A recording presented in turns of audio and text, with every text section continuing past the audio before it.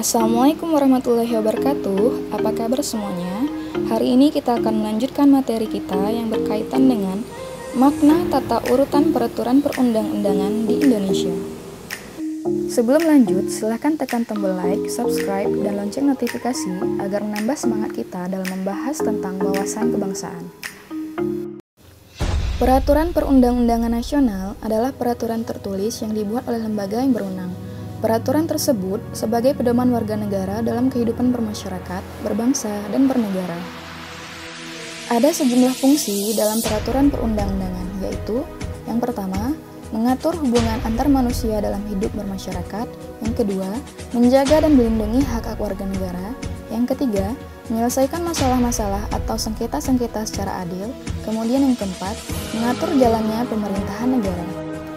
Di dalam buku Penuntun Perundang-undangan Negara Republik Indonesia yang merupakan karya dari Muchtar Rashidi yang diterbitkan tahun 2006, disebutkan bahwa peraturan perundang-undangan bersifat mengikat atau memaksa bagi semua warga negara untuk menaati.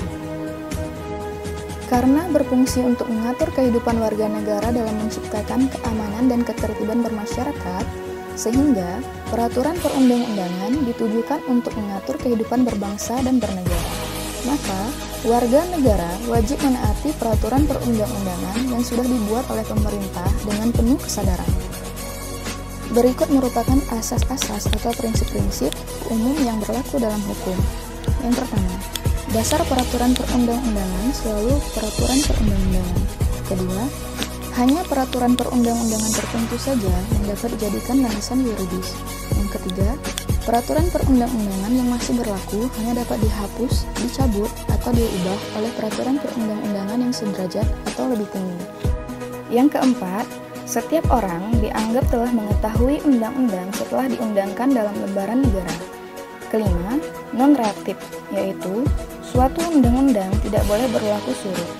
Keenam, lex specialis derogat lex generali, berarti undang-undang yang bersifat khusus menyampingkan undang-undang yang bersifat umum. Kemudian yang ketujuh, lex posterior derogat legi priori, yaitu undang-undang yang lama dinyatakan tidak berlaku apabila ada undang-undang yang baru mengatur hal yang sama. Kemudian yang ke-8, lex superior derogat legi inferior, artinya peraturan yang lebih tinggi derajatnya mengesampingkan peraturan yang derajatnya di bawahnya. Undang-undang tidak dapat diganggu-gugat. Ini berarti siapapun tidak boleh melakukan uji material atas isi undang-undang kecuali oleh Mahkamah Konstitusi.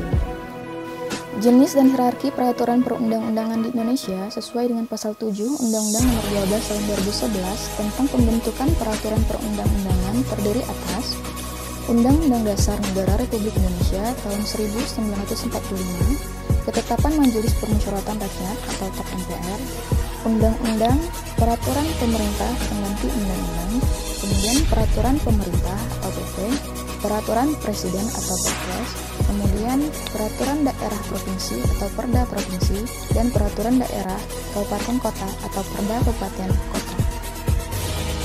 Dalam pasal 5 Undang-Undang Nomor 12 Tahun 2011 menjelaskan tentang asas-asas dalam pembentukan peraturan perundang-undangan, yaitu sebagai berikut.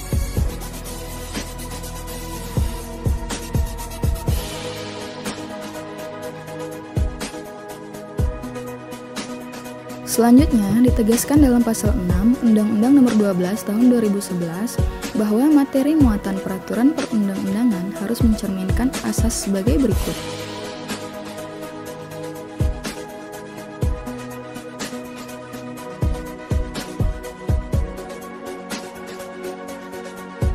Terima kasih telah mengikuti pembahasan kita pada hari ini. Semoga apa yang kita dapatkan menambah wawasan kebangsaan kita. Wassalamualaikum.